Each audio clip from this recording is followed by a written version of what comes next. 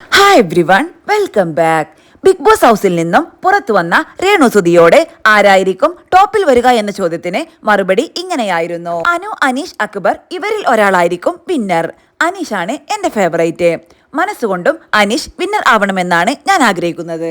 ആദ്യമായിട്ടാണോ ലാലേട്ടനെ കാണുന്നേ എന്ന് ചോദിച്ചപ്പോൾ രേണു സുധി പറഞ്ഞത് അതെ, ഇത്ര അടുത്ത് നിന്ന് ആദ്യമായിട്ടാ. പണ്ട് ചേട്ടന്റെ കൂടെ അവാർഡ് നൈറ്റിന് പോകുമ്പോൾ അകലെ നിന്നും കണ്ടിട്ടുണ്ട്.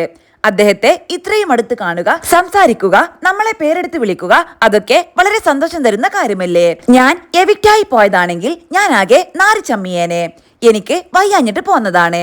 ഹെൽത്ത് ഇഷ്യൂസ് ഒക്കെ വന്നതുകൊണ്ട് എനിക്ക് മുൻപോട്ട് പോകാൻ പറ്റിയില്ല. പുറത്തു വന്നതിന് ശേഷം കളിയാക്കലുകൾ കേട്ടിരുന്നോ എന്ന് ചോദിച്ചപ്പോൾ ഇല്ല, കളിയാക്കലുകളൊന്നും കേട്ടില്ല. എന്തിനാ രേണു ഞങ്ങൾക്ക് വേണ്ടി നിൽക്കാതെ പോന്നത്? ഞങ്ങൾ എന്നും വോട്ട് ചെയ്യുമായിരുന്നു. ഇത്രയൊക്കെ സപ്പോർട്ട് പുറത്തുണ്ടായിരുന്നോ എന്നറിഞ്ഞപ്പോൾ ഇപ്പോൾ തന്നെ പോരേണ്ടിയിരുന്നില്ല എന്ന് തോന്നിയോ എന്ന് ചോദിച്ചപ്പോൾ ഇല്ല, ഞാനല്ലാതെ ആയിപ്പോകും. എനിക്ക് അവിടുത്തെ അന്തരീക്ഷം തീരെ പിടിക്കുന്നില്ല. അകത്ത് നിൽക്കുമ്പോൾ പുറത്ത് എന്ത് നടക്കുന്നു എന്നറിയാൻ ആകാംക്ഷയുണ്ടായിരുന്നോ? പിന്നെ ഉണ്ടായിരുന്നോ എന്നോ? പഴയ വിവാദങ്ങളാണോ പുതിയതാണോ എന്നതായിരുന്നു ചിന്തകൾ. ഭർത്താവ് മരിച്ച് 1 മാസം കഴിഞ്ഞപ്പോൾ അബോഷൻ, ഇങ്ങനെയൊക്കെ പറഞ്ഞുണ്ടാക്കിയവരോട് എന്താണ് പറയാനുള്ളത്? അങ്ങനെയൊക്കെ ഉണ്ടെങ്കിൽ ഇവർക്കെന്താ? ഞാൻ അവരുമായി യാതൊരു പ്രശ്നത്തിലുമില്ല. ഞാൻ ബിഗ് ബോസിൽ പോകുമ്പോൾ ഈ പറഞ്ഞ ആൾ ഇൻസ്റ്റഗ്രാമിൽ രേണു നീ സുന്ദരിയായല്ലോടി, ഇങ്ങനെ പോണം എന്നൊക്കെ പറഞ്ഞു.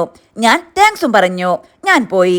തിരിച്ചു വരുമ്പോഴേക്കും ഇങ്ങനെയൊക്കെ വോയിസ് ഇടുക എന്നൊക്കെ കേട്ടപ്പോൾ ഞാൻ ഞെട്ടിപ്പോയി. ഹനാനും ഞാനും കുറെ മുൻപ് ഒരുമിച്ച് ജോലി ചെയ്തിരുന്നു. സുധിച്ചേട്ടന്റെ അനുസ്മരണത്തിന്റെ പരിപാടിക്ക് 2 ദിവസം വീട്ടിൽ നിന്നിരുന്നു. അപ്പോഴൊന്നും ഒരു പ്രശ്നവും ഇല്ലായിരുന്നു. പിന്നെ ഇതെവിടുന്ന് പൊട്ടിപ്പുറപ്പെട്ടു? എന്തിന്റെ അടിസ്ഥാനത്തിലാണ് ഇവൾ ഇങ്ങനെയൊക്കെ പറഞ്ഞത് എന്ന് എനിക്ക് മനസ്സിലാകുന്നില്ല.